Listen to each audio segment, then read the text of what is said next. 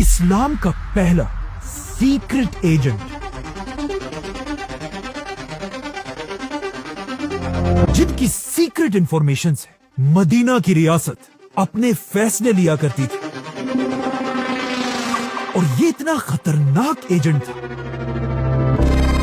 کہ ایون بہت سارے مسلمانوں کو بھی اس بات کا پتہ نہیں تھا کہ وہ کون ہے۔ رسول اللہ صلی اللہ علیہ وسلم کے دادا عبد المطلب کے 10 بیٹے تھے، جن میں سے 4 کو آج تک یاد کیا جاتا ہے: ابو لہب، ابو طالب، حضرت حمزہ اور حضرت عباس۔ جیسے ہی رسول اللہ صلی اللہ علیہ وسلم نے مکہ میں اپنی نبوت کا اعلان کیا، مکہ کے سارے بڑے سردار مل کر آپ صلی اللہ علیہ وسلم کے خلاف ہو گئے، بلکہ رسول اللہ صلی اللہ علیہ وسلم کا سب سے بڑا دشمن ان کا اپنا ہی چچا ابو لہب تھا، جو ایک بہت ہی سخت اور ظالم انسان تھے، جو ہر ٹائم کسی نہ کسی طریقے سے آپ صلی اللہ علیہ وسلم کو نقصان پہنچاتا رہتا تھا۔ لیکن پورے مکہ میں آپ صلی اللہ علیہ وسلم کا سب سے اچھا دوست بھی انہی کے چچا ابو طالب تھے، جو ایک بہت ہی سافٹ اور رحم دل انسان تھے، جو آپ صلی اللہ علیہ وسلم کے ساتھ ہر دشمن کے خلاف مضبوطی سے کھڑے تھے۔ اور آخر کچھ سال بعد آپ صلی اللہ علیہ وسلم کے پہلے چچا نے اسلام قبول کیا، حضرت حمزہ رضی اللہ عنہ، جو ایک بہت ہی بہادر اور طاقتور واریر تھا۔ اور اب باقی رہے صرف ایک ہی چچا، حضرت عباس رضی اللہ عنہ، جو ایک بہت بڑے بزنس مین اور ذہین انسان تھے، جو ہمیشہ چھپ چھپ کر رسول اللہ صلی اللہ علیہ وسلم کی مدد کرتے تھے، لیکن لوگوں کے سامنے خاموش رہتے تھے۔ جیسے ہی مکہ میں رسول اللہ صلی اللہ علیہ وسلم کے سب سے بڑے ساتھی ابو طالب دنیا سے چلے گئے، اس کے بعد آپ صلی اللہ علیہ وسلم کا مکہ میں رہنا امپاسبل ہو چکا تھا، کیونکہ مکہ والے ابو طالب کے بعد مسلمانوں پر سخت ظلم کرنے لگے تھے۔ اسی لیے آپ صلی اللہ علیہ وسلم اپنے چچا کی وفات کے بعد اب مکہ چھوڑ کر کہیں اور ہجرت کرنے کی پلاننگ کرنے لگے، جس کے لیے انہوں نے اپنے صحابہ عرب کے ڈیفرنٹ سٹیز کی طرف بھیجے، اور خود عرب کی ایک سٹی طائف کی طرف گئے، اور وہاں جو ہوا وہ ہم سب کو پتا۔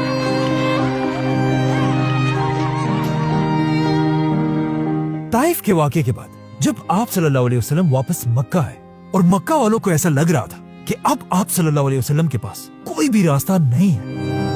اچانک ایک دن عرب کی ایک چھوٹی سی سٹی مدینہ کے لوگ مکہ حج کرنے آئے، جن میں سے کچھ نے آپ صلی اللہ علیہ وسلم سے رات کے اندھیرے میں ایک سیکرٹ میٹنگ کی ریکویسٹ کی، جسے آپ صلی اللہ علیہ وسلم نے ایکسپٹ کیا۔ اور جیسے ہی مکہ میں رات کا اندھیرا ہوا اور مکہ کے سارے لوگ سو گئے، مدینہ کے کیمپ سے 73 مرد اور 2 عورتیں باہر نکلے اور مکہ میں ایک پہاڑ کی طرف روانہ ہوئے۔ جیسے یہ لوگ میٹنگ کی جگہ پر پہنچے، انہوں نے دیکھا کہ سامنے سے صرف 2 لوگ ان سے ملنے کے لیے آ رہے ہیں، جن میں سے ایک تو محمد صلی اللہ علیہ وسلم تھے، لیکن دوسرے آپ صلی اللہ علیہ وسلم کے چچا اور ابو طالب کے بعد بنو ہاشم کے بڑے سردار حضرت عباس رضی اللہ عنہ تھے۔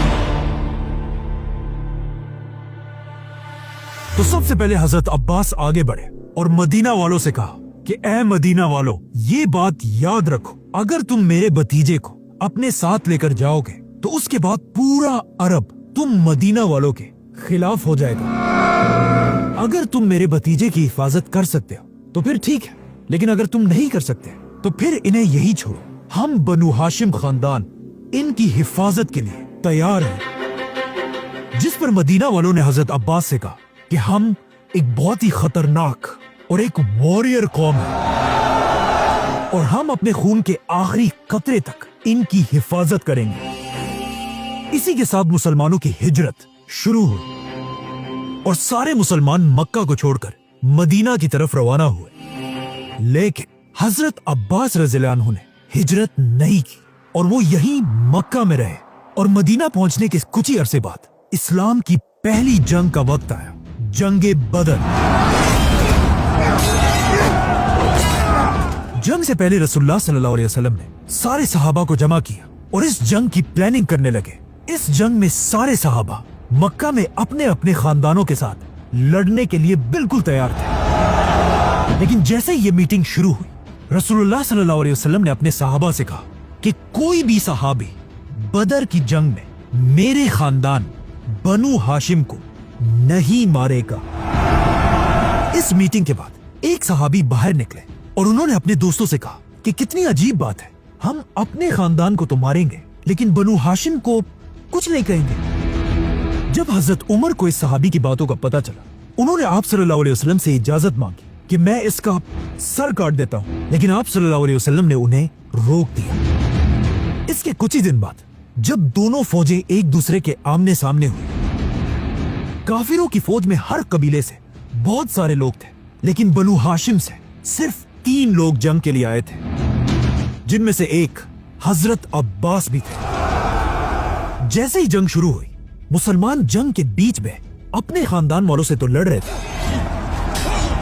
लेकिन हर मुसलमान बहुत ही केयरफुली बनु हाशिम के लोगों से दूर रह रहे थे। आखिर काफी देर लड़ने के बाद मुसलमान ये जंग जीत गए और जब मुसलमानों ने सारे कैदियों को पकड़ लिया, उन्होंने देखा कि इन कैदियों में आप सल्लल्लाहु अलैहि वसल्लम के चाचा हजरत अब्बास भी थे। आप सल्लल्लाहु अलैहि वसल्लम ने फैसला किया कि हर कैदी फिदिया टैक्स देकर अपने आप को आजाद कर सकता है, जिसके बाद आप सल्लल्लाहु अलैहि वसल्लम हजरत अब्बास के पास गए और उन्हें कहा टैक्स दो, लेकिन हजरत अब्बास ने कहा नहीं, मैं क्यों टैक्स दूं, मैं तो पहले से मुसलमान हूं। असल में इससे 2 साल पहले हजरत अब्बास और मदीना वालों की मीटिंग के बाद मुसलमान तो हिजरत करके मदीना चले गए, लेकिन हजरत अब्बास मक्का में ही रहे। कहा जाता है हजरत अब्बास मक्का के एक ऐसे आदमी थे जिन्हें मक्का की हर छोटी खबर का सबसे पहले पता चल जाता था, और अब वो मक्का में रहकर ही हर खबर मक्का से मदीना पहुंचाते रहते थे, जिससे आप सल्लल्लाहु अलैहि वसल्लम को मक्का की हर खबर का पहले से पता होता था, जिसकी वजह से मुसलमान हमेशा मक्का वालों से एक स्टेप आगे रहते थे।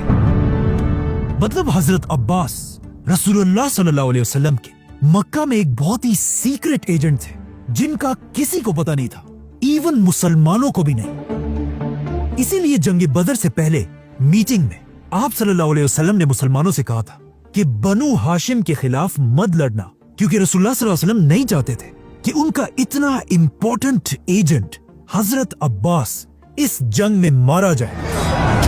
लेकिन अब जब हजरत अब्बास गिरफ्तार हुए, उन्होंने सबके सामने ये एक्सेप्ट किया कि वो तो पहले से एक मुसलमान थे और कहा मैं क्यों टैक्स दूं। लेकिन रसूलुल्लाह सल्लल्लाहु अलैहि वसल्लम ने उनसे कहा कि कोई बात नहीं, तुम्हें मुसलमान होने का बदला अल्लाह जरूर देगा, लेकिन यहां आपको टैक्स देना होगा, और हाँ, अपने साथ साथ बनु हाशिम के 2 लोगों का टैक्स आपने ही देना होगा। जिसके बाद आप सल्लल्लाहु अलैहि वसल्लम ने हजरत अब्बास को दोबारा मक्का भेजा और वो वहीं से एक बार फिर मुसलमानों की मदीना में मदद करने लगे। इसीलिए अगले साल जब मुसलमानों की दूसरी जंग शुरू हुई, जंगे ओहद, आप सल्लल्लाहु अलैहि वसल्लम को पहले ही मक्का की पूरी फौज का सब कुछ पता था, क्योंकि हजरत अब्बास उन्हें मक्का से हर डिटेल सीक्रेटली पहुंचाते रहते थे। और इसी तरह खंदक की जंग में भी आप सल्लल्लाहु अलैहि वसल्लम मक्का वालों से एक स्टेप आगे थे, जिसके बाद आखिर वो दिन आया जिसका सबको इंतजार था, फतह मक्का।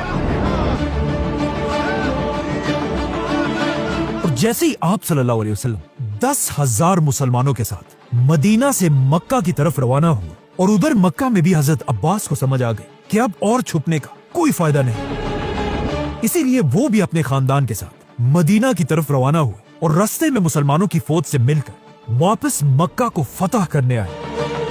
और इस तरह मक्का फतह हो गया। मक्का फतह करने के कुछ ही दिन बाद मुसलमानों की एक और बड़ी जंग शुरू हुई, जंगे हुनैन। और ये पहली जंग थी जिसमें हजरत अब्बास अब एक स्पाई नहीं बल्कि एक वॉरियर की तरह जंग में मुसलमानों के साथ खड़े थे, और मुसलमान तेजी से अपने दुश्मन की तरफ बढ़ रहे थे। لیکن جیسے ہی مسلمان ان دو پہاڑوں کے درمیان پہنچے، ان دونوں پہاڑوں سے مسلمانوں کی فوج پر تیروں کی بارش ہونے لگی اور اتنی تیریں برسنے لگی کہ مسلمانوں کی پوری فوج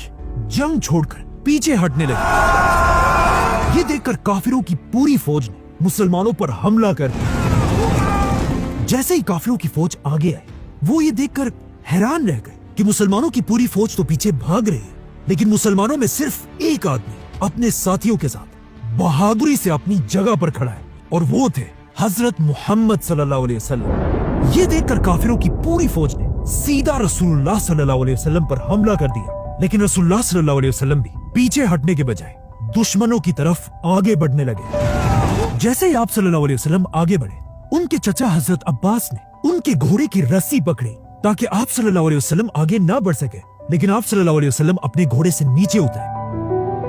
اور دوبارہ دشمن کی طرف بڑھنے لگے۔ اور جب آپ صلی اللہ علیہ وسلم آگے بڑھ رہے تھے، وہ زور زور سے ایک ہی بات کہہ رہے تھے، انا النبی لا کذب انا ابن عبد المطلب۔ اور یہ کہتے ہی رسول اللہ صلی اللہ علیہ وسلم نے اپنے چچا عباس سے کہا کہ مسلمانوں کی پوری فوج کو جنگ میں واپس آنے کی آواز دو،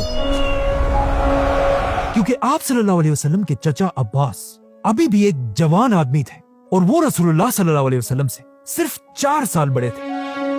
حضرت عباس اپنی اونچی آواز سے مسلمانوں کو بلانے لگے، تعالوا الى المعرکہ، اور کہنے لگے کہ اے مسلمانوں، اپنے نبی کو چھوڑ کر کہاں جا رہے ہیں؟ تعالوا الى المعرکہ۔ اس کے بعد حضرت عباس خود کہتے ہیں کہ میری آواز مسلمانوں کی فوج نے جیسے ہی سنی، سب نے اپنے اونٹوں کو اسی وقت موڑ دی اور آپ صلی اللہ علیہ وسلم کو بچانے کے لیے فل سپیڈ بھاگنے لگے۔ اس ٹائم کچھ صحابہ ایسے بھی تھے جو اپنے اونٹوں کو نہ موڑ سکے اور وہ اپنے اونٹوں کو چھوڑ کر پیدل آپ صلی اللہ علیہ وسلم کے لیے روانہ ہوئے۔ اس طرح کچھ ہی دیر میں مسلمانوں کی 12,000 کی فوج دوبارہ جنگ میں آئی اور مسلمان یہ جنگ جیت گئے۔ یہ جنگ جیتنے کے بعد آپ صلی اللہ علیہ وسلم اپنے صحابہ کے ساتھ واپس مدینہ چلے گئے اور اس بار وہ اپنے ساتھ اپنے چچا حضرت عباس کو بھی لے کر گئے۔ انہوں نے اپنی مسجد نبوی کے پاس ہی حضرت عباس کے لیے ایک گھر بنوایا، بلکہ حضرت عباس کے گھر کی چھت پر آپ صلی اللہ علیہ وسلم نے خود اپنے ہاتھوں سے پانی کا پائپ لگوایا جو بارش کا پانی نکالنے کے لیے تھا۔ جیسے ہی حضرت عباس مدینہ آئے، اس کے کچھ ہی عرصے بعد ان کے بھتیجے رسول اللہ صلی اللہ علیہ وسلم اس دنیا سے چلے گئے، لیکن حضرت عباس رسول اللہ صلی اللہ علیہ وسلم کے بعد بھی اپنے بیٹے عبداللہ بن عباس کے ساتھ مسلمانوں کی خلافت کے سب سے بڑے ایڈوائزرز میں سے تھے۔ لیکن آخر حضرت عمر کی خلافت میں حضرت عباس اور حضرت عمر کے درمیان ایک اختلاف پیدا ہوا۔ ایک دن خلیفہ عمر رضی اللہ عنہ اپنے گھر سے مسجد کی طرف جا رہے تھے۔ راستے میں وہ جیسے ہی حضرت عباس کے گھر کے پاس سے گزرے، حضرت عباس کے گھر کی چھت سے حضرت عمر کے کپڑوں پر گندا پانی گرا۔ یہ دیکھ کر حضرت عمر نے حضرت عباس کے گھر کا یہ پائپ یہاں سے نکال کر دوسری طرف کر دیا، اور انہیں حضرت عمر کی اس بات کا پتہ چلا تو حضرت عباس سیدھا مدینہ کی عدالت پہنچے اور وہاں جا کر خلیفہ عمر پر کیس کر دیا۔ جیسے ہی کیس شروع ہوا، مدینہ کے جج نے خلیفہ عمر کو عدالت آنے کا حکم دیا۔ جیسے ہی خلیفہ عمر عدالت پہنچے، حضرت عباس نے جج سے کہا، عمر نے میری اجازت کے بغیر میرے گھر کے پانی کا راستہ بدل دیا ہے۔ جس پر حضرت عمر نے کہا کہ میں نے ایسا اس لیے کیا تاکہ اس سے مسلمانوں کو تکلیف نہ ہو،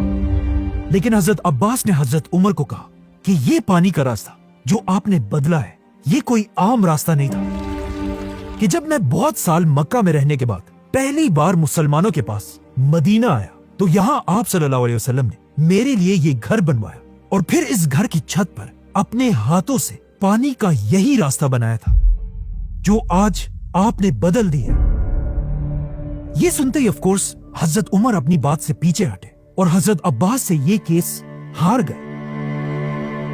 اور سیدھا حضرت عباس کو لے کر ان کے گھر کے پاس پہنچے اور حضرت عباس کو کہا، میرے کندھوں پر چڑھ کر دوبارہ اس پائپ کو اسی طرح کرو جس طرح رسول اللہ صلی اللہ علیہ وسلم نے لگایا تھا۔ لیکن اس کے کچھ ہی سال بعد حضرت عباس نے یہ گھر خلافت کے حوالے کیا اور حضرت عمر نے مسجد نبوی کے سائز کو بڑھانے کے لیے اس گھر اور اس کے آس پاس سارے گھروں کو گرا دیا۔ اور آخر تیسرے خلیفہ حضرت عثمان کے دور میں حضرت عباس رضی اللہ عنہ اس دنیا سے چلے گئے۔ کہا جاتا ہے حضرت عباس کے جنازے میں اتنے لوگ مدینہ میں جمع ہوئے کہ مدینہ کے قبرستان میں پاؤں رکھنے کی جگہ بھی نہیں تھی، اور اس اتنی رش میں بھی لوگ حضرت عباس سے اتنی محبت کرتے تھے کہ ہر کوئی یہ کوشش کر رہا تھا کہ وہ کسی طرح حضرت عباس کی قبر تک پہنچ سکے، یہاں تک کہ خلیفہ عثمان بھی مسلمانوں کی اسی رش میں پھنس گئے تھے، جس کے بعد حضرت عثمان نے مشکلوں سے اپنے آپ کو مسلمانوں کی اس رش سے باہر نکالا۔ اور جب حالات اور بھی زیادہ بگڑ گئے، حضرت عثمان نے مدینہ کی پولیس کو بلوایا اور انہیں حکم دیا کہ لوگوں کو حضرت عباس کی قبر سے دور کرو اور صرف بنو ہاشم کو حضرت عباس کے پاس رہنے دو۔ اور اس طرح رسول اللہ صلی اللہ علیہ وسلم کے چچا، اسلام کے پہلے سیکرٹ ایجنٹ اور آنے والی عباسی خلافت کے دادا حضرت عباس رضی اللہ عنہ کو مدینہ میں دفنا دیا گیا۔ حضرت عباس کی وفات کے بعد آہستہ آہستہ خلافت راشدہ دنیا سے ختم ہو گئی اور دنیا میں مسلمانوں کی ایک نئی حکومت بنی، بنو امیہ کی حکومت، اور اگلے کئی سالوں تک انہوں نے ہی دنیا پر راج کیا۔ لیکن آلموسٹ 100 سال کی حکومت کے بعد حضرت عباس کی نسل کے ہی کچھ لوگوں نے بنو امیہ خاندان کے خلاف بغاوت کر دی اور ان سے ساری حکومت چھین لی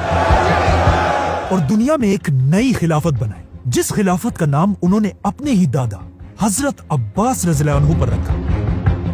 اور اس خلافت کا نام تھا عباسی خلافت، جنہوں نے آتے ہی دنیا میں اپنا نیا کیپٹل بنایا، بغداد، اور یہیں سے دنیا میں مسلمانوں کا ایک نیا دور شروع ہوا، جسے آج تک اسلامک گولڈن ایج کہا جاتا ہے۔ Subscribe.